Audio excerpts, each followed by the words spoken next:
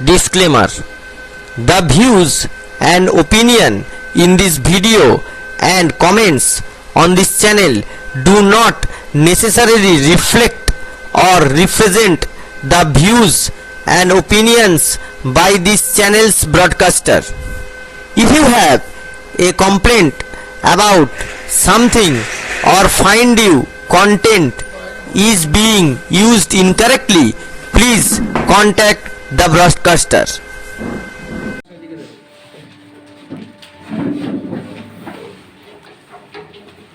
এবং এখানে BSNL employees ইউনিয়নে যেমন আছে তেমন বিএসএনএল ক্যাজুয়াল মজদুর ইউনিয়ন এবং আমাদের এআইডিপিটি হাওড়া উন্নয়ন শাখা, বিএসএনএল ক্যাজুয়াল মজদুর ইউনিয়ন হুগলি শাখা তারা কমিটির সদস্যরা উপস্থিত আছে।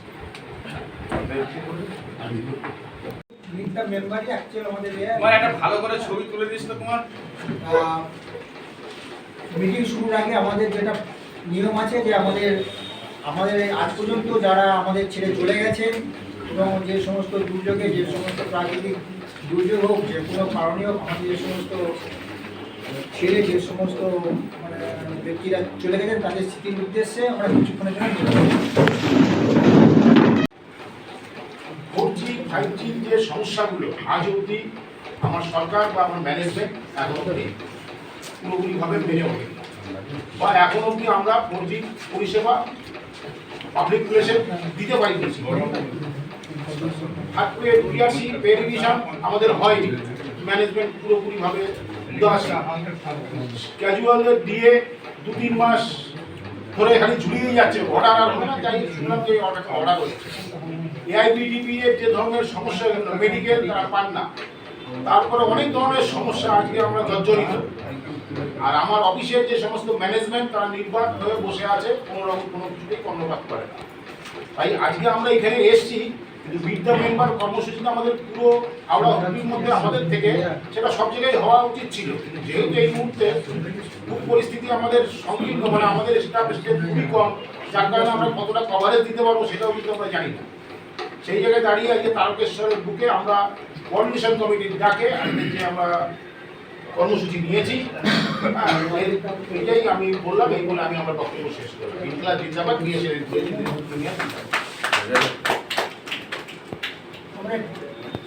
আপনাদের সামনে কিছু বক্তব্য তুলে ধরলেন। এখন বক্তব্য রাখবেন এআইবিটিপি এর ব্রাঞ্চ সেক্রেটারি সুশান্ত দা।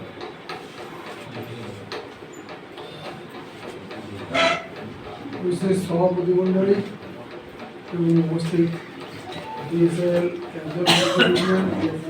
ইউনিয়ন, যে সমস্ত এক্সিকিউটিভরা এখানে এসেছেন তাদের সকলকে আজকের এই সভায় আসার জন্য এআইবিডিপি হাওড়া থেকে অভিনন্দন জানাচ্ছি। আজকে একটা সার্টিগতভাবে কনভেনশন উল্লেখ আছে, আবার মিড দ্য মেম্বার উল্লেখ আছে। যদিও দুটোকে ওতপ্রোতভাবে দেখতে গেলে খুবই কাছাকাছির ব্যাপার, তবু এটাকে মিড দ্য মেম্বার ধরে নিচ্ছি। কী কারণে না, হাওড়া এবং হুগলির যে জয়েন্ট আমাদের যে কোঅর্ডিনেশন কমিটি ছিল, আগের যে কোঅর্ডিনেশন কমিটি ছিল, সেই কোঅর্ডিনেশন কমিটিটা আবার নতুন করে নির্বাচিত হবে কাজের ধারাটাকে আরও স্মুথ করার জন্য এবং মেম্বারদের সঙ্গে আরও ওতপ্রোতভাবে যাতে আমরা তাদের প্রতিটি ক্ষেত্রে যেতে পারি, পৌঁছতে পারি, তাদের সুখ দুঃখ, অভাব অভিযোগ এবং নানান কিছু কাজের যে অসুবিধা আছে সেগুলো নিয়ে। অসুবিধার কথা একটু আগে সমীরবাবু উল্লেখ করলেন যে আমরা বহুদিন থেকেই আমরা এই 4G 5G দিচ্ছি, দেবো, যতটুকু পারলো দিল। বহু জায়গায় তার কোনো অ্যাপারেটার্স নেই, সেই 4G 5G ঢুকেই রয়েছে। সরকার এসব বিষয়ে কর্ণপাত করছে না। শাসক শ্রেণী সবসময়ই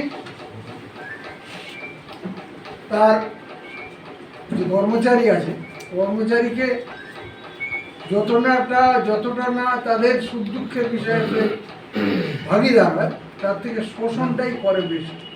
শোষণ এই অর্থে সে সবসময় চায় যে তার যে ডিপার্টমেন্ট, আমাদের যা কেন্দ্রীয় সরকার, তার যে ডিপার্টমেন্ট, তার ডিপার্টমেন্টের চেয়েও তার কাছে তার 3 নম্বর বা ছাড়াই বেশি কাজের লোক হয়ে যায়। কর্পোরেট বডির দিকেই তার ঝোঁকটা থাকে এবং সেই ঝোঁক অনুসারেই এই ঝোঁকটা কেন থাকে সেটা আমার থেকে আপনারা অনেক অনেক বেশি করেই জানেন যে সরকার আমাদের দিক থেকে যে সমস্ত ফেসিলিটিগুলো দেওয়া উচিত ছিল তাদের, সেইগুলোর চেয়েও এই আদানি আম্বানি যা রিলায়েন্স বা জিও এদের যে সমস্তভাবে এরা অর্থ সাহায্য করে, তার পেছনে সাহায্য করার পেছনে কারণ আছে।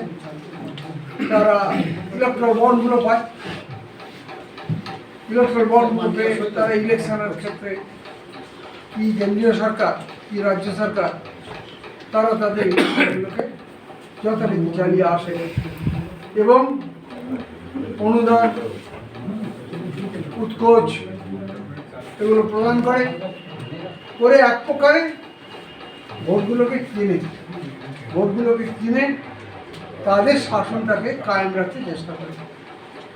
পরন্তে আমাদের দিকটা তারা সবসময় নেগলেক্ট করে যায়, নেগলেক্ট করে আজও পর্যন্ত আসছে। কাজেই আমরা আমাদের যেটুকু প্রয়োজন, আমার যা ইচ্ছা আছে আমরা সেই ইচ্ছা পূরণ করতে আমরা পারিনি। আমরা প্রতিনিয়তই আন্দোলন লড়াইয়ের মধ্য দিয়ে থাকি। বামপন্থী ইউনিয়নগুলো সেই কর্মধারাকে বিশ্বাস করে এবং সেই কর্মধারার উপর দাঁড়িয়ে থেকে আমরা প্রতিটি মেম্বারের সঙ্গে যোগাযোগ রাখি, যাতে করে আমাদের যা অভাব অভিযোগ আছে, আমাদের যে কাজের অসুবিধাগুলো আছে, ধরুন যন্ত্রপাতি 4G-5Gর যন্ত্রপাতি বলুন বা অন্য কিছুই বলুন, 4G-5Gর যন্ত্রপাতি অন্যান্যদের ক্ষেত্রে তারা অন্যান্য জায়গা থেকে খরিদ করতে পারে। আমাদের বলছে না, তোমরা আত্মনির্ভর ভারত হও, তোমরা দেশীয় প্রযুক্তির যন্ত্রপাতি কিনে সেইগুলোকে দিয়ে চালাও। আমরা তাহলে কম্পিটিশনে সত্যিকারের ইচ্ছাকৃতভাবে সরকার আমাদের পেছন দিকে করে রাখছে। এই সমস্তগুলো আমরা ভালো করে বুঝি, জানি, কিন্তু আমাদের ডাইরেক্ট যেটা আমাদের প্রয়োজন, আমাদের যেটা চাওয়া পাওয়া, সেটা হচ্ছে আমার বিএসএনএল যাতে করে আরও সুদৃঢ় হয়, আরও যাতে করে ভালো হয়। এখন বিএসএনএল মাঝে যথেষ্টই দুর্বল হয়ে গেছিল, সেটা সরকারের পলিসির জন্যই দুর্বল হয়েছিল। সরকার তার ইচ্ছাকৃতভাবে কর্পোরেট বডিকে সাহায্য, কর্পোরেট বডিকে তোষণ করেই ওরা আমাদের দিকে প্রেশনটা করে গেছে। সেই হিসেবে আমাদের অবস্থা, বিএসএনএল অবস্থা সঙ্গীন করা হয়েছে। এখন তারা বলতে চাইছে যে বিএসএনএল যদি লাভের মুখ দেখে, লাভ যদি তারা কন্টিনিউ করতে পারে, তাহলে এই 3rd PRC বলুন, 7CPC বলুন বা যন্ত্রপাতি কেনার ব্যাপারেই বলুন বা যে কোনো বিষয়তে তারা নাকি উদার হস্তে দান করুন। মাঝে মাঝে আমরা কাগজে দেখতে পাই যে এত কোটি টাকা দেওয়া হলো, এত কোটি টাকা দেওয়া হলো, ফলের পরিচয়তে ফল দেখতেই পাচ্ছেন। বিএসএনএল যে অবস্থায় ছিল সেই অবস্থাতেই রয়েছে। বর্তমানে কিছুটা সংখ্যক আমাদের ওই রিচার্জ অমুক তমুকের জন্যে আমরা অন্যান্যদের থেকে যথেষ্ট কমে আছি বলে বেশ কিছু সংখ্যক প্রায় 80 লক্ষর মতন আমরা কনজিউমার আনতে পেরেছি। এটা যেমন একটা সুফল, কিন্তু এই সুফলটা শুধু এলো আমার ঘর সংসারে হাজির হলো, কিন্তু সেই অ্যালকোহলিক প্লেয়ারের মতন হয়ে রইল, তার ফল ভালো না। ভালো না কেন না, আমরা সেই ধরনের যন্ত্রপাতি ব্যবহার করতে পারছি না, না করার জন্য আমাদের প্রায়শই কল কেটে যাচ্ছে, ডিউরেশন ঠিকমতো থাকছে না।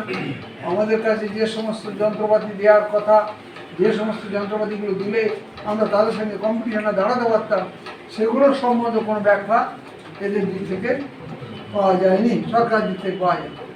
তাই এই সরকার যতদিন থাকবে বা আমাদের বিপরীত আমাদের মনোভাবাপন্ন যে সরকার, সেই সরকার যতদিন থাকবে ততদিন বিএসএনএলকে ওরা ডমিনেট করেই চলবে। এবং বিএসএনএলকে কখন কি দেবে না দেবে সেটা আমার ইউনিয়নেরও জানা নেই, কিন্তু জানা নেই বলেই আমার লড়াই আন্দোলন যদি আরও পেছিয়ে যায়। আমার এই একটাই কথা, যে নদী হারায় স্রোত চলিতে না পারে সে তো অমৃতি হার। স্রোত যদি তার হারিয়ে যায় তাহলে তো অজস্র শৈবাল দাম জমা হবে, শ্যাওলা পড়ে যাবে। স্রোত না থাকলে শ্যাওলা পড়বে। তার মানে অর্থাৎ আমরা পাইনি, পাচ্ছি না বলেই তো আমরা এই চিৎকার করছি না, বলেই তো আমরা মিটিংগুলো ডাকছি। আপনারা আসছেন, কথাগুলো শুনছেন। ঊর্ধ্বতন নেতৃত্ব যারা আছেন তারা আমাদের থেকে আরও ভালো বেশি করে বলতে পারবেন, তারা আরও ভালো বেশি করে জানেন। আপনারাও কিন্তু কম জানেন না, আপনারাও যথেষ্টই জানেন। কিন্তু ইউনিয়ন যদি দুর্বল হয়ে যায়, অর্থাৎ স্রোতটা যদি দুর্বল হয়ে যায়, লড়াই যদি দুর্বল হয়ে যায়, এই স্রোতের ধারাটাকে যদি আমরা বজায় রাখতে পারি, লড়াইটাকে যদি আমরা ক্রমান্বয় পর্যায়ে আমরা এই লড়াইটাকে, আমি আমার ব্যক্তিগত মতের ক্ষেত্রে দাঁড়িয়ে বলছি, আমাদের লড়াইটা কিন্তু চার দেয়ালের মধ্যেই বেশিভাবেই থাকি। এই যে আজকে যেমন আজকে আপনাদের মতামত জানার জন্যই আমরা আমাদের জয়েন্ট কোঅর্ডিনেশন কমিটি, এই যে কোঅর্ডিনেশন কমিটি ডাকা হয়েছে আপনাদের মেম্বারদের সঙ্গে মিলিত হওয়ার জন্য।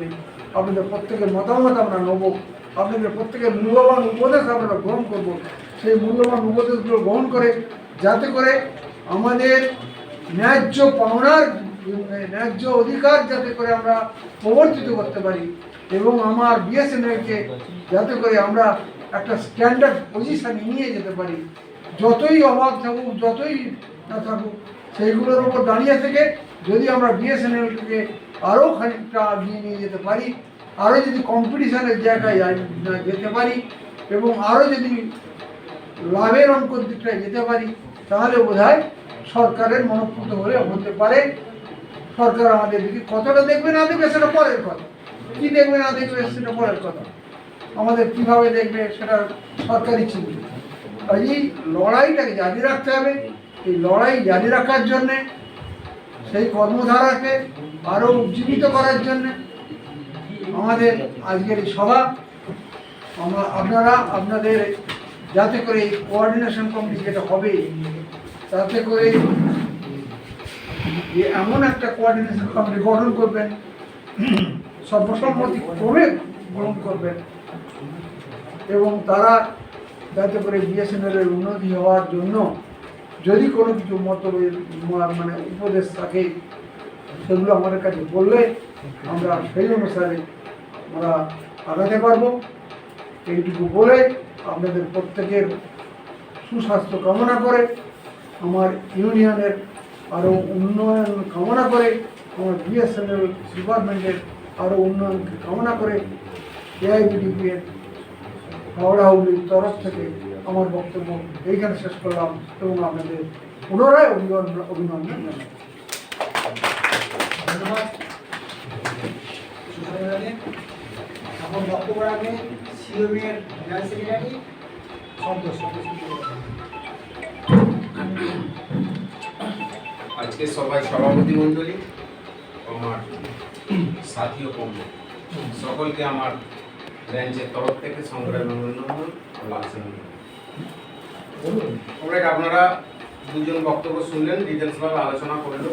আমরা আজকে কেন এখানে এসেছি আপনারা সেখানে প্ল্যাকেটও আছে, মিট দ্য মেম্বার, অর্থাৎ মেম্বারের কাছে নেতারা এসে তাদের মতামত জানতে চাইবে, তাদের কি ক্ষোভ বা বিক্ষোভ, কি পাওনা ভান্ডা এখনো পাওনা বাকি আছে, এই বিষয় নিয়ে আমাদের আজকে কিন্তু আলোচনা।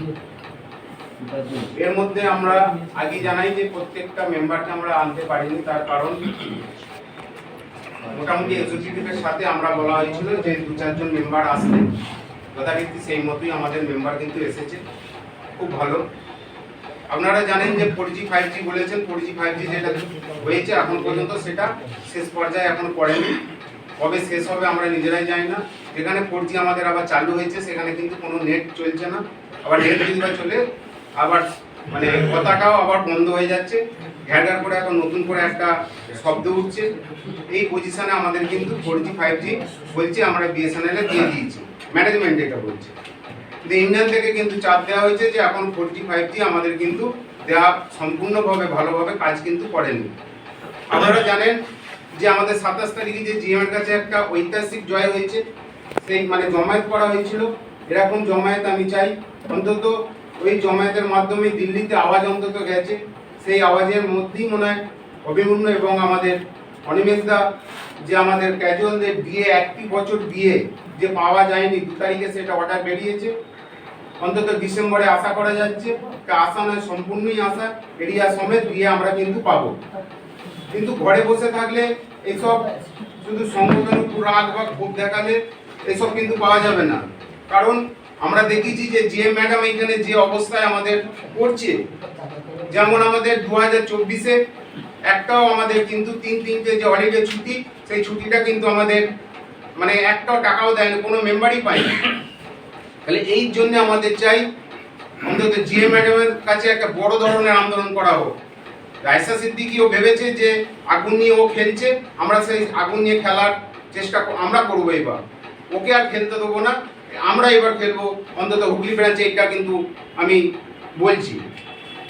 দ্বিতীয়ত হচ্ছে আমাদের যে ওয়েলফেয়ারের টাকাও কেটে দিয়েছে এই সিদ্দিকি আসার ফলে। তার কারণ ও দেখাচ্ছে যে আমাদের দিল্লির অফিসার ওর কাছে খুব ভালো, কারণ গ্র্যাজুয়ালদের টাকা দিতে হলে বিএসএনএল নাকি লোকসানে পড়ে গেছে, বিএসএনএল এর টাকা আর্থিক অবস্থা খুব খারাপ। এই পরিণতিতে আমাদের ওয়েলফেয়ারের টাকা কেটে দিয়েছে। গ্র্যাচুইটি জুন থেকে যারা রিটায়ার করেছে এবং মারা গেছে তারাও কিন্তু পায়নি। কেন পাচ্ছে না? জিএম এর কাছে আমরা যে ধর্ণা বিক্ষোভ করেছি আগে, সেটা কিন্তু মনোৎপুত হয়নি। আমরা চাই সকল ইউনিট সেক্রেটারি এবং ব্রাঞ্চ কমিটি যারা আছেন, অন্তত বিএসএনএল সিএম এ যে আন্দোলনে ডাক দেবে ডিস্ট্রিক্ট ইউনিয়ন, এবং লাগাতার যদি আন্দোলনে ডাক দেয় সকল মেম্বাররা করে ওই অবশ্যই নিয়ে যাওয়ার দায়িত্ব আপনাদের। যদি ব্রাঞ্চ যদি ঠিক থাকে তবেই কিন্তু ডিস্ট্রিক্ট ইউনিয়ন ঠিক থাকবে, আবার ডিস্ট্রিক্ট ইউনিয়ন যদি ঠিক থাকে তবেই কিন্তু আমাদের সার্কেল ঠিক থাকবে। তাহলে আমাদের কিন্তু চেন ওয়াইজে কাজ হচ্ছে। সর্বশেষ বলি, আমাদের আবার একটা নতুন, যেমন এখানে আইডিপি আছে, বিএসএনএল ইউ আছে, বিএসএনএল সিনিয়র আছে, আবার নতুন একটা ইপিএফ পেনশন অ্যাসোসিয়েশন 30 তারিখ আমাদের কনভেনশন হয়েছে। আমাদের ঘরের নেতা আবার তৈরি হয়েছে বিশ্বনাথ ঘোষ, আসার কথাই ছিল, একটু মেয়ের বাড়ি যাওয়ার জন্য আমি বলে দিচ্ছি, আমাকে ফোন করেছিল, আসতে পারছে না। আমাদের কিন্তু সেক্রেটারি হিসাবে কিন্তু মনোনীত হয়েছে। নতুন করে আমাদের ইপিএফ পেনশনার একটা নতুন করে অ্যাসোসিয়েশন একটা সংগঠন করা হয়েছে। এই সংগঠনে আমরা কিন্তু আজকে 2 বছর বাদে কি 5 বছর বাদে ওখানে কিন্তু নাম লেখাতে হবে। কারণ আমরা যখন রিটায়ার করব বহু সমস্যা থাকবে, কার কাছে যাব, কি কথা বলবো, কেন আমরা আজকে পেনশন পেতে পেতে বন্ধ করে দিচ্ছি, কোন মাসে আমাদের আবার জমা দিতে হবে ইকেওয়াইসি, সেই সব জিনিসগুলো নিয়ে আমাদের একটা ইপিএফ পেনশনার একটা অ্যাসোসিয়েশন আমাদের সংগঠন তৈরি করা হয়েছে। আমাদের কিন্তু অনেক কর্তব্য আছে বা কাজ আছে। আমরা যে আজকে এখনো পর্যন্ত রিটায়ার করিনি বা যারা রিটায়ার করেছে তাদের কিন্তু বাড়িতে যে তারা কেমন আছে এবং তাদের কাজকর্ম মানে আছে কি না আছে, কাগজপত্র সব কিন্তু রেডি করে দিয়ে আমাদের কিন্তু ইউনিয়নের কাছে আসতে হবে, তবেই কিন্তু আমরা সব কিছু ওরা পাইয়ে দিতে পারবো। এইটুকুনি আপাতত আজকে কথা বলে সকলকে সংগ্রামী অভিনন্দন জানিয়ে আমার বক্তব্য শেষ করছি। সিএসসিতে যদি একটা আধার সেন্টার করা যায় এটা খুব ভালো হবে, এবং চাঁপাডাঙ্গা ভৌগোলিক দিক থেকে ওখানে মানে প্রচুর আধারের জন্য আসে না এরকম না, তারকেশ্বরটা অনেক দূর হয়ে যাচ্ছে। তো চাঁপাডাঙ্গা যদি এটা করা যায় এটা একটু দেখুন। আপনারা কেউ পাস করে আছে এরকম আছে না, সেরকম কিছু এখনো নেই। আউটসোর্সিং এ করতে হবে। ছেলে আছে 4G বা 5G সেবা নিয়ে আমরা সংকটে রয়েছি। আমরা কাস্টমারদেরকে পরিষেবা দিতে পারছি না। কাস্টমারকে যদি আমরা পরিষেবা না দিতে পারি তাহলে সেক্ষেত্রে আমরা কাস্টমার পাবো কোথায়? আমরা যদি সিস্টেমেটিক যদি ঠিকঠাক এক্সচেঞ্জে ব্যাটারি বা পাওয়ার প্ল্যান্ট বা যদি সিস্টেম আপগ্রেডেশন না হয় তাহলে আমরা কাস্টমারদেরকে সেইভাবে পরিষেবা দিতে পারবো না। মাঝখান থেকে কাস্টমার কিছুদিনের জন্য আমাদের কাছে আসছে, চলে যাবে।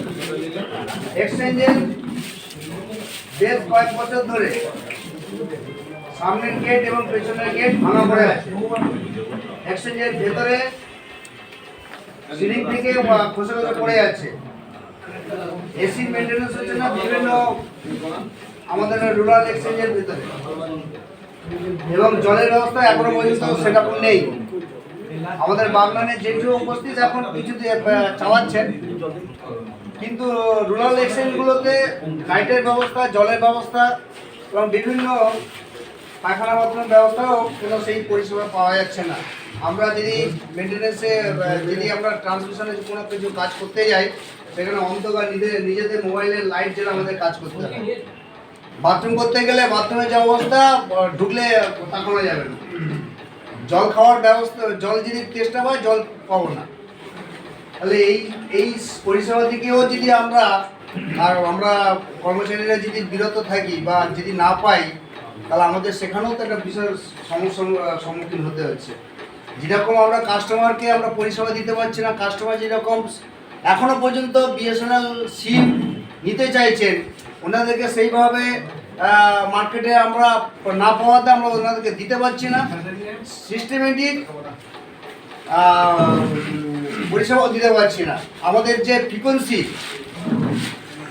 সেই হিসাবে আমাদের না থাকার জন্য এখন 2Gতে কথা বলতে বলতেই দেখছি কেটে যাচ্ছে। কতবার যে কেটে যাচ্ছে, মানে এগুলো খুব সমস্যা। আমরা যাদেরকে নিয়ে যাদেরকে আমরা রাখতে পারলে আমাদের পেটের ভাত ভিত আমরা খেতে পারবো। আমরা যদি কাস্টমার যদি চলে যায়, তাহলে আমাদের রোজগারটা আসবো কোথার দিকে? আমরা তো কাস্টমারদেরকে নিয়ে চিন্তা করছি না। ক্যাজুয়ালদের 7CPC দীর্ঘদিন ধরে পেন্ডিং হয়ে রয়েছে, তার জন্য আমাদেরকে লড়াই করতে হচ্ছে।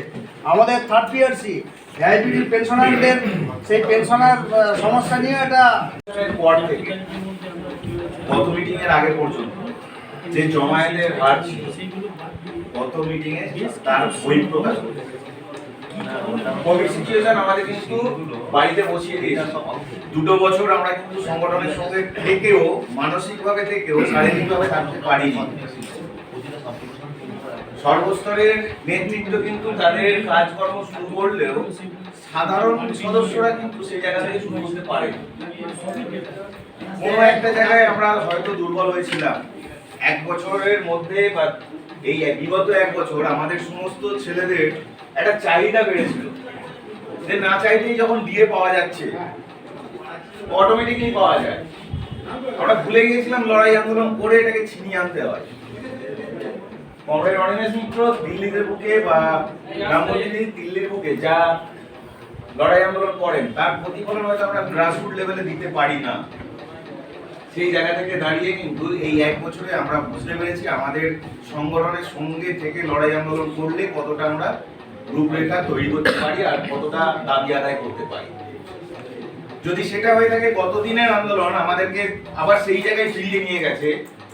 মনে করিয়ে দেওয়ার দরকার নেই কাউকে যে বিগত দিনে কলকাতার এই বুকে আন্দোলনে কিন্তু জিএম সাহেবকে আটকে রাখার পরে, সিজিএম আটকে থাকার পরে দিল্লি থেকে অফিসার এসে আমাদের সাথে অ্যাসোসিয়েশনের সাথে বসে নেগোসিয়েশন করতে বাধ্য হয়েছিল।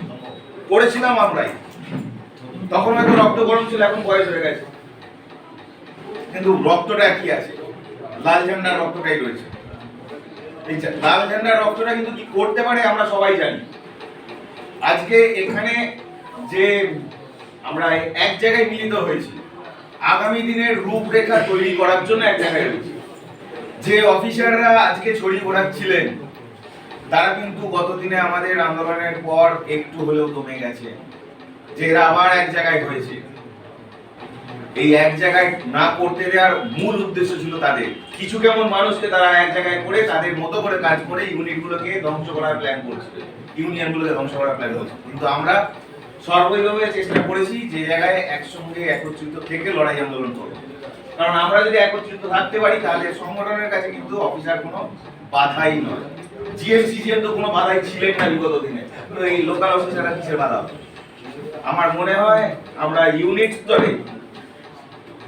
স্তর থেকে এআইপিডিপিএ কে সঙ্গে নিয়ে, বিএসএনএল এমপ্লয়িজ ইউনিয়নকে সঙ্গে নিয়ে, ক্যাজুয়াল মজদুর ইউনিয়নকে সঙ্গে নিয়ে, আবার জেটিও থেকে এসডি এর কাছে যে লড়াই আন্দোলন হয়, সেই লড়াই আন্দোলনটা করার প্রয়োজনীয়তা হয়েছে। এই মঞ্চ থেকে আজকের দিনে একটা সিদ্ধান্ত নেওয়া হোক, আগামী দিনের যে লড়াই আন্দোলন হবে, নিজ নিজ কাছের যে জেটিও এসডি রয়েছে সেই জেটিও এসডি স্তরেতে প্রত্যেকে এসে কিন্তু পার্টিসিপেট করবেন। কারণ একটাই, হতে পারে ক্যাজুয়ালদের এখন নেতৃত্বে শান্তি আসতে পারে, কিন্তু আপনারা কোরমা নেতৃত্ব, আপনারা পাশে থাকলে ভুলটাকে শুধরে দিতে পারবেন। আপনারা পাশে থাকবেন, লড়াই আন্দোলনে আমরা আছি সঙ্গে, এটুকু বলতে পারি। আর গোটা ক্যালকাটা এসেছে সমস্ত এক্সচেঞ্জের একটা মেন প্রবলেম, সুইচিং এক্সচেঞ্জগুলোয় কোনো সুইপিং নেই, কোনো ক্লিনিং নেই। এই জায়গাটা যদি আমরা করতে পারি সেটা করলে ভালো হয়, কারণ বাইরের ছেলেরা এসে কেউ পরিষ্কার করে না, করে আমাদের ছেলেরা। তার জন্য যে সামান্য একটা মেটেরিয়াল, সেই মেটেরিয়ালটা যদি সাপ্লাই না দেয় তাহলে কোথা থেকে? অফিসে পেন দেওয়া তো বন্ধ হয়ে গেছে, অফিসে পেন দেওয়া বন্ধ, কারণ বলে এখন ডিজিটালি চলছে সব। যদি ডিজিটালি চলে তাহলে একটা ডিজিটালি ক্লিনিং এর ব্যবস্থা করে দিই, তারা এসে সুইপিং ক্লিনিং করে দিয়ে যাবে। সেটা যদি ম্যানুয়ালে থাকে তাহলে সেই ম্যানুয়াল ইকুইপমেন্টটাও সাপ্লাই করতে হবে। এখনো পর্যন্ত স্টিল নাও যে যে এক্সচেঞ্জে যার যেখানে যা ম্যানুয়াল ইকুইপমেন্টের কাজ হয় সেই ম্যানুয়াল ইকুইপমেন্ট সাপ্লাই দিতে হবে। কোথাও যদি ড্রপ ওয়্যার দরকার পড়ে, এখনো যে যে জায়গায় লাইন আছে সেই জায়গায় ড্রপ ওয়্যার সাপ্লাই দেওয়ার দরকার আছে। হতে পারে 20টা এক্সচেঞ্জের লাইন যখন কমে গেছে, এক্সচেঞ্জ শাটডাউন হওয়ার অর্ডার হতে পারে। আমরা জোর করে আমাদের নিজেদের কাজ করা, বাইরে কাজ করার স্বার্থ কমিয়ে দিয়ে আমরাই বলছি এলসিও কে সব দিয়ে দাও, কিন্তু এই এলসিও কে মনিটর করার জন্য আমাদেরকে দাঁড় করানো উচিত।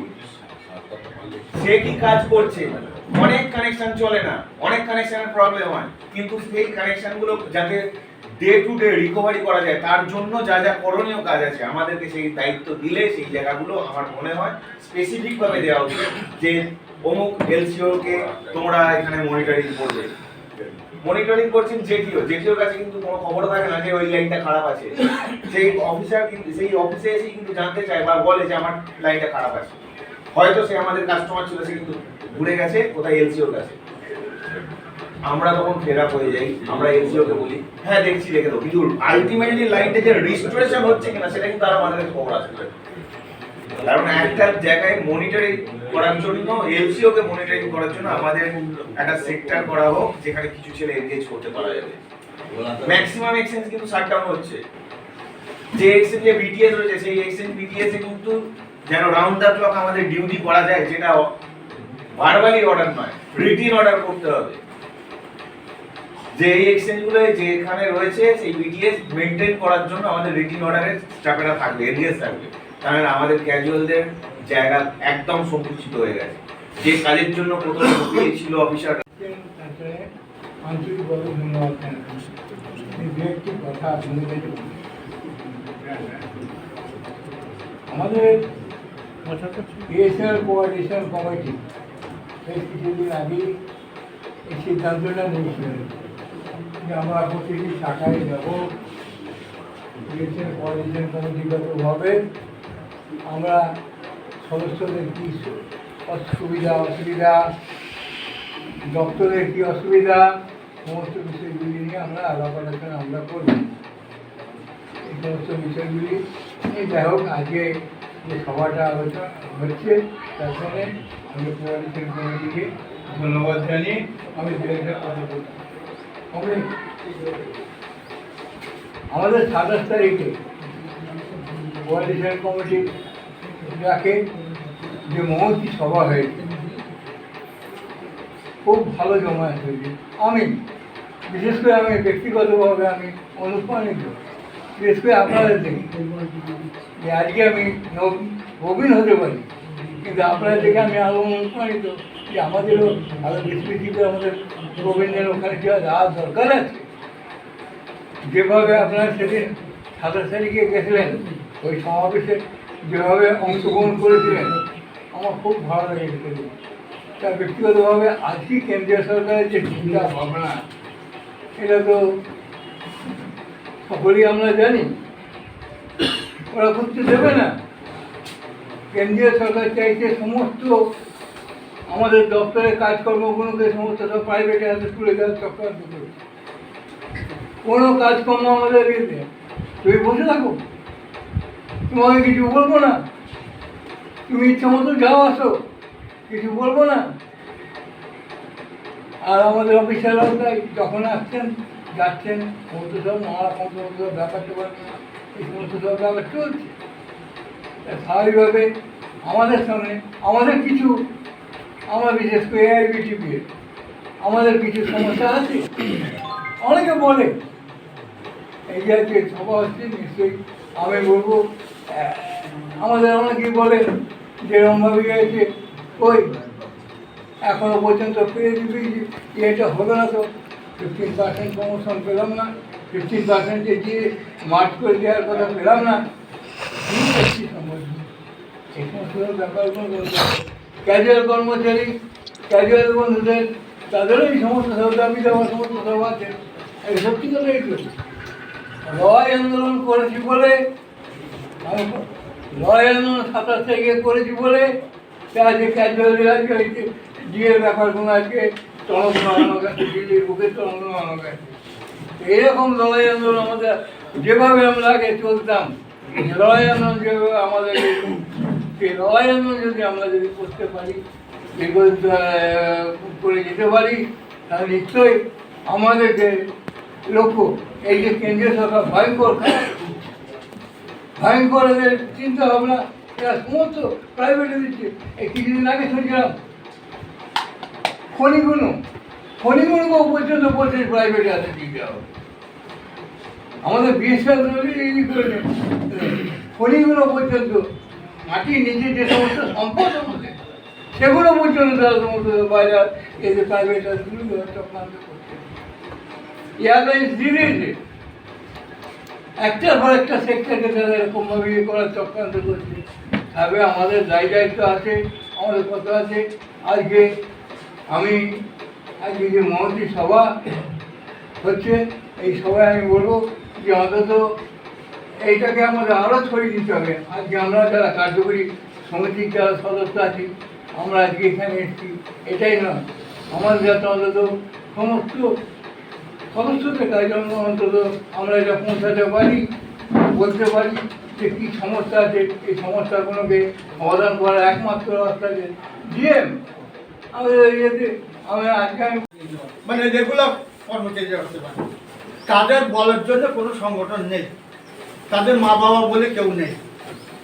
বিএসএন এমপ্লয়িজ ইউনিয়ন তাদের একটা সংগঠন আছে রেগুলার কর্মচারীদের জন্য, ক্যাজুয়াল সংগঠনের জন্য একটা সংগঠন তৈরি হয়েছে, তাদের বলার জন্য লোক আছে। AIBTP যারা জটের আমলে যারা রিটায়ার করে তাদের একটা সংগঠন আছে, তাদের বলার লোক আছে। কিন্তু 2000 সালের পরে যারা রিটায়ার করেছে তাদের বলার কোনো লোক ছিল না। এটা বহু প্রচেষ্টার ফলে পশ্চিমবঙ্গের মধ্যে প্রথমে সিউড়ি তৈরি হচ্ছে, আর 30 তারিখে কলকাতা ডিস্ট্রিক্টে তৈরি হয়েছে যে ইপিএফ সংগঠন। এই সংগঠনটা বাঁচিয়ে রাখার দায়িত্ব আমাদের সবার, একার না। এবং এই সংগঠনের মধ্যে, ইপিএফ সংগঠনের মধ্যে ক্যাজুয়ালরা ঢুকতে পারবে যারা রিটায়ার করেছে, রিটায়ারের পরে ক্যাজুয়ালরা যেতে পারবে, সিকিউরিটি গার্ডরা যেতে পারবে, এবং কর্মচারীরা রেগুলার কর্মচারী যেতে পারবে। বললাম AGM যে হবে তারও কিন্তু এই আওতায় আসতে হবে, তাদের বলার জন্য, তাদের দাবি দেওয়া মেটানোর জন্য। রিটায়ারের পরে কত টাকা বেতন পায়? কেউ 1000 টাকা পায়, কেউ 2000 টাকা পায়, কেউ 3000 টাকা পায়, কেউ 4000 টাকা পায়, পিপিএফ হোল্ডার। তাই সেইটা বলার জন্য কিন্তু দরবার করার জন্য কেউ ছিল না। যে ইপিএফের একজন আমি যদি বলি নিমাই, কাকে বলবে এখন? AGM-কেও বলতে পারবে না, GM-কেও বলতে পারবে না, CDM-কেও বলতে পারবে না। কিন্তু এখন যে সংগঠনটা তৈরি হয়েছে এখন কিন্তু সব জায়গায় বলতে পারবে, তার নেতৃত্বে গিয়ে বলতে পারবে যে আমার এই ইপিএফ হোল্ডারদের এই অসুবিধা হচ্ছে, সেটা আপনার দেখতে হবে। কোঅর্ডিনেশন কমিটি কেন করার দরকার আছে? কোঅর্ডিনেশন কমিটি করার দরকার আছে, ওটা বলেছে কোঅর্ডিনেশন কমিটির আওতার মধ্যে এটা ঢোকাতে হবে, হয়তো ভবিষ্যতে এটা ঢুকবে। কিন্তু এখনও ইপিএফ যে সংগঠন রয়েছে তার এখনো রেজিস্ট্রেশন হয়েছে, আগামী দিনে রেজিস্ট্রেশন হবে, আগামী দিনে দেখা যাবে এই ইপিএফ যে সংগঠনটা সেটা কোঅর্ডিনেশন কমিটির আওতার মধ্যে উঠবে। সময় দিতে হবে, হুটহাট করে বললে হবে না, সময় দিতে হবে। রেগুলার কর্মচারীরা কত, যারা অফিসার এখন যারা ঢুকছে group D group C officer যারা 2000 সালের পরে ঢুকেছে তারা সবাই ইপিএফ সংগঠনের মধ্যে ঢুকবে, তাহলে এই সংগঠনটা অনেক বড় তৈরি হয়। এই চিন্তা ভাবনা নিয়ে কিন্তু করেছে। আগামী দিনের লড়াইটা আরো জোরদার হবে। আপনার এই যে দাবিটা কি ছিল, 5 দফা দাবি ছিল, কোঅর্ডিনেশন কমিটির 5 দফা দাবি ছিল, তার মধ্যে 3rd PRC ছিল, পেনশন ডিভিশন ছিল, কেউ 7 CBT আছে, 4G 5G আছে, ইপিএফদের যে বিভিন্ন দাবি দেওয়া নিয়ে ইপিএফ ইএচআই নিয়ে যে গণ্ডগোল সেই দাবিগুলো নিয়ে এই লড়াইগুলো কিন্তু 5 দফা দাবি নিয়ে ছিল 25 তারিখ এবং 27 তারিখ। আগামী দিনে এই লড়াই আন্দোলন কিন্তু করতে হবে। আর আরেকটা কথা বলি, আমাদের জিএম যেটা আমার শোনা অনিমেষ মিত্রের মুখে 85টা এক্সচেঞ্জ বন্ধ করে দেবে ওই ক্যালকুলেশন। কলকাতায় এসেছে 85টা এক্সচেঞ্জ বন্ধ করে দেবে, তার জন্য এই আরামবাগ যে বলছে বাড়ি গন্ডগোলের ব্যাপার না, বাড়ি দেখতে বলছে, এইরকম অনেক এক্সচেঞ্জ বন্ধ করে দেবে। সুইপিংয়ের কোনো টাকা পয়সা দেবে না, কোনো কাজ হবে না, চাইছে এক্সচেঞ্জগুলো সব তুলে দিতে, যেটুকু যে কটা থাকবে ওই ফাইবার দিয়ে কাজ হবে, তো আমাদের লোক লাগবে না। আপনারা বলেন না যে আপনার ফাইবার টানতে যান, এখন যান, লাগে না। এসএলএ যারা আছে তারাই সব কাজ করে নিচ্ছে, আপনাদের কিছুই করতে হয় না, ঘরে বসে বসে কতদিন মাইনে দেবে। এমন একটা দিন আসবে দেখবেন আপনাদেরও বলবে বাড়ি চলে যাবে। রবীন্দ্র ঠিক বলছিল, এদের কম্পিটিশনটা সঙ্গে সঙ্গে দিয়েছে এই ভিআরএস দিকে, এটা সুযোগ বার করে দিয়েছে। আর যাদের 47 বছর বয়স হয়ে গেছে তারা তো অনেকেই আছে, আমি যতদূর জানি অনেকে আছে, তারা বলছে আমরা এই ঝামেলার মধ্যে যাবো না, আমরা ভিআরএস দিই। অনেকেই নিয়ে নেবে, বেশি করে অফিসার যায়। আমাদের group D group C group D যারা আছে তাদের থেকে এই যে 80,000 কর্মচারীর মধ্যে বেশিরভাগ কিন্তু অফিসাররা নিচ্ছে, বড় বড় অফিসাররা নিচ্ছে। তারপরে সেই সব দেখে গ্রুপ সি গ্রুপ ডিরাও নিয়েছে বেশি, বাধ্য হয়ে অনেকেই নিয়েছে, তাদের অনেকের দরকার ছিল, অনেকে ইচ্ছাকৃত নিয়েছে। তাহলে আগামী দিনে এই ডিপার্টমেন্টটা থাকবে কি? আর আপনারা বলছেন দাবি দেওয়ার সংগঠন আছে বলে এখন ওই তারকেশ্বরের সাইনবোর্ডটা আছে বিএসএনএল। আর যদি এই সংগঠনটা না থাকলে সাইনবোর্ডটাও থাকতো না, আদানি আম্বানি এত কমে চলে যেত। 1% শেয়ার বিক্রি হয়নি এখন। শুধু লাল ঝান্ডার সংগঠনটা আছে, বিএসএনএল এমপ্লয়িজ ইউনিয়ন আছে, তার সঙ্গে আরো 2টো সংগঠন আছে যে সবাই মিলে যে লড়াই আন্দোলনটা করছে তার জন্য এখন এই সাইনবোর্ডটা আছে, নাহলে এই সাইনবোর্ড কবে উঠে যেত। 1% শেয়ার বিক্রি করতে দেয়নি এই সংগঠনটা। হ্যাঁ, 3rd PRC এখন আদায় করতে পারেনি, বলছে আমাদের লস হচ্ছে, বলছে 3 বছর লস হয়ে গেলে সেই পিএসসি সেক্টর তাহলে PRC হয় না। আর 3rd PRCর জন্যে পরিষ্কার আমাদের মন্ত্রী বলে দিয়েছি, 3rd PRCর জন্যে 7 CBT আটকে আছে, পেনশন ডিভিশনে আটকে আছে। যেদিন 3rd PRC হবে সেদিন এগুলো সব ছেড়ে দেবে। আর মন্ত্রী পরিষ্কার বলে দিয়েছে হবেই না, 3rd PRC হবেই না। 3 বছর 4 বছর ধরে আমাদের বিআরএসএল দপ্তর লস খাচ্ছে, তার জন্য এটা হবেই না। আরও একটা ভালো খবর, এর আগে আমি অনেকবার বলেছি যে আমাদের যে কেন্দ্রীয় সরকার এবার যদি ফুল পেজে আসতো ওই 2002 ক্লাস না নিয়ে, তাহলে দেখতেন আমাদের এই ডিপার্টমেন্ট বিক্রি হয়ে যেত। এবং যারা এই যে রিটায়ার্ড পার্সেন সাংসদও একবার পার্লামেন্টও উত্থাপন করেছিলেন, নির্মলা সীতারামন আমাদের যে অর্থমন্ত্রী, এবং ভট্টাচ কমিশনের রিপোর্ট অনুযায়ী বলেছে 75 বছরের যাদের বয়স হয়ে গেছে তাদের কিছু ঠোক টাকা দিয়ে পেনশন বন্ধ করে দিতে হবে।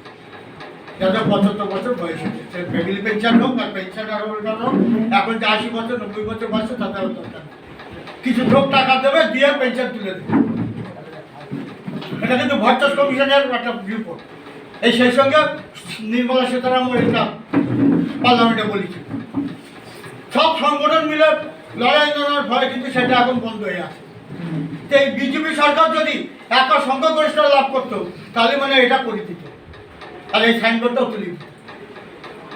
বিএসএনএল আদানি আম্বানির হাতে বিক্রি করে দিত, এখনো চাইছে তাই, যার জন্য সেকেন্ড বিহারে আনার চেষ্টা করছে।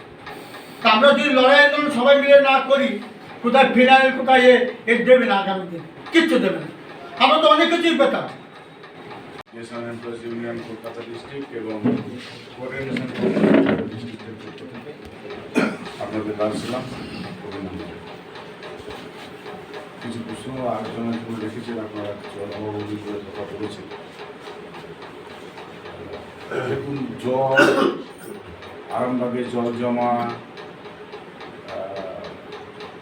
বাগরানের কিষণগেট ভাঙা, এগুলো ডিস্ট্রিক্ট ইউনিয়নের নজরে আছে। ম্যানেজমেন্টের সঙ্গে ক্রমাগত এই বিষয়ে সঙ্গে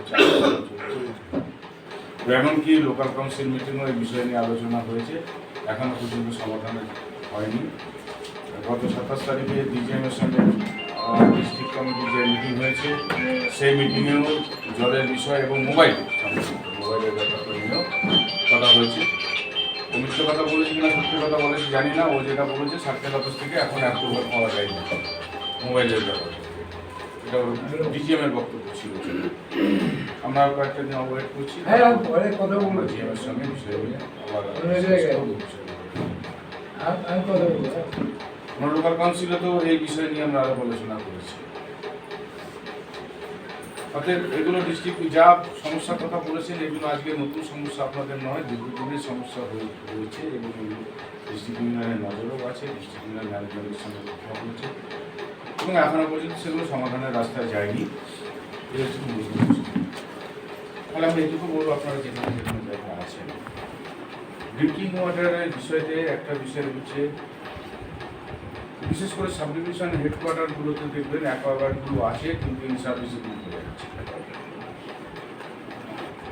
এই অ্যাকোয়াগার্ডগুলোকে তার কনসার্ন যেটিওদের বলুন সার্ভিসিংয়ের জন্য রিকুইজিশন করে, এজিএম ডিজিএম হয়ে যাবে, রিকুইজিশনের জন্য পাঠায়। কারণ এটাই সিদ্ধান্ত হচ্ছে যে আপাতত সাব ডিভিশন হেডকোয়ার্টারে যেগুলো ইন সার্ভিসেবল আছে, যেগুলো সার্ভিস করা যাবে অ্যাকোয়াগার্ডগুলোকে, সেই অ্যাকোয়াগার্ডগুলোকে সারানো হবে। কেননা একসঙ্গে এত অ্যাকোয়াগার্ড কেনা যাবে না, যতগুলো সারানো সম্ভব হবে ততগুলো সারানো হবে। আমরাও জানি যে বেশ কিছু অ্যাকোয়াগার্ড আছে, যদি সারানো যায় তাহলে সারানো যাবে এখনো পর্যন্ত।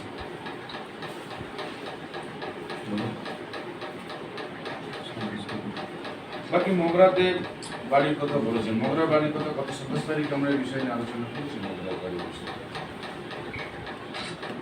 এখন মোগরাতে ওই কাকা ভাইকে বলুন যাই বলুন, একটা কোর্ট কেস রয়েছে এবং সেই কোর্ট কেসকে কেন্দ্র করে দেখুন এখন এক্সচেঞ্জ তোলাটা ডিপার্টমেন্টের কাছে সিদ্ধান্ত নেওয়াটা কোনো বড় বিষয়, কেননা এক্সচেঞ্জে এখন কোনো সেই অর্থে কোনো কাজ নেই, কাজ হয় না। এটা আমরা দায়ী নই, এটা ম্যানেজমেন্টের পলিসি কাজ। মোগরাদের যে সিস্টেম আছে সেই সিস্টেম তারা সিদ্ধান্ত নিয়েছে যে ক্যালকাটা টেলিফোনের ওই জায়গায় পাঠিয়ে, কারণ মোগরাতে যে বিটিএস আছে সেই বিটিএস আমাদের বিটিএস নয়, ওটা ক্যালকাটা টেলিফোনের বিটিএস। এবং যেটিও যে মোগরায় বসে তাকে ধনেখালিতে এসে বসতে হবে, সে ধনেখালিতে এসে এটা তারা সাজিয়ে দিয়েছে। আমরা বলছি যে এবং এই ডিসেম্বরেই তারা ঘর ছাড়ার কথা। আমরা বলেছি যে অন্য বাড়ি খোঁজার ব্যাপার, উনি বলেছেন যে সমুদ্র বাড়ি খুঁজছে কিন্তু বাড়ি পাওয়া যাচ্ছে না। আমরা বলেছি আমাদের তরফ থেকে আমরা চেষ্টা করছি যদি বাড়ি দেওয়া থাকে তাহলে অ্যাটলিস্ট এক্সচেঞ্জটা রাখা যাবে, সিএসসিটাও রাখা যাবে, সবটা কিছুতে রাখা যাবে। কারণ ওখানে তো আমার কিছু কর্মচারীও কাজ করেন, তাদেরকেও মনে যদি আশেপাশে বাড়ি বাড়ি। দেখুন ভাড়াটা হচ্ছে এখন বাইরের যে ভাড়া তার সঙ্গে ডিপার্টমেন্টের ভাড়া মিলবে না, কেন এটা কোনোদিনই মেলেনি। আজকে নতুন নয় যে ডিপার্টমেন্ট যে ভাড়া দেয় আর বাইরের যে বাড়ি ভাড়া দিয়ে যে টাকা পাবে সেটার সঙ্গে মিলবে না, ডিপার্টমেন্টের ভাড়া সবসময় পাবে, এটা তো নতুন কিছু না। মুকুল যেটা বলেছে যদি সেটা হয় তাহলে সুদেবাবুকে বলুন যে ও কোন জায়গাটা ভাড়া নতুন করে এগ্রিমেন্ট করতে চাইছে, সেই জায়গাটা যার নামে আছে তাকে দিয়ে প্রপোজাল পাঠাতে ইমিডিয়েট থ্রু জেটি যে প্রপোজাল পাঠাতে যে আমরা এই পোর্শনটা এই দাগ নাম্বারটা আমাদের এই কোশ্চেনটা আমাদের সঙ্গে থাকবে যদি যেটিও প্রপোজাল দিই যেটিও সেই প্রপোজাল নিয়ে গিয়ে তারপর আমরা বলে দিই কথাবার্তাগুলো এবং অ্যাজ আর্লি অ্যাজ পসিবল যত তাড়াতাড়ি সম্ভব হয় এই কাজটাকে করে নেব। কারণ এটা বেশ কিছুদিন ধরেই চলছে মগরার এই ব্যাপারটা, আজকে এসছে সময় না। বাকি হলো 03211 যে বিষয়টা, এটা বেশ কিছুদিন আগেও এই বিষয়টা শোনা যাচ্ছিল যে এই পোর্শনটা আরামবাগের সঙ্গে যুক্ত হবে, এটা বেশ কিছু, তারপরে এটা আবার স্থগিত হয়ে গেছে, আবার নতুন করে বিষয়টা এসেছে। তার কারণ হচ্ছে 03211 actually Arambagh SDC, Chapadanga SDC, ওটা আরামবাগ এসডিসি এর মধ্যে পড়ে, সেই জন্য ওটা আরামবাগ এসডিসি এর সঙ্গে যুক্ত হবে এরকমই একটা কথা ছিল। তারপর মাঝখানে বন্ধ হয়ে গেছিল, আবার আমি আজকে শুনলাম লোকেশের মুখে যে বিষয়টা এসছে, তাহলে স্টাফেরা কী যাবো কোথায় কী হবে এগুলো নিয়ে এখনই এর উত্তর আমি সব দিতে পারবো না। তার কারণ হচ্ছে এটা নিয়ে কলকাতায় কথা বলতে হবে, কথা বলে নিশ্চয়ই আমরা তাড়াতাড়ি সম্ভব কথা বলে বিষয়টাকে আলোচনার মধ্যে নিয়ে এসে যে কোথায় কী হবে, যে কীভাবে কী করা যায়। এই হচ্ছে মোটামুটি কাজের সঙ্গে যুক্ত ক্যাজুয়াল মজদুর ইউনিয়ন কেমন চলছে, ভালো লাগে শুনতে, খুব ভালো লাগে শুনতে। কাজের কথা বললে ইউনিয়নকে গালাগালি দেয়, এটাও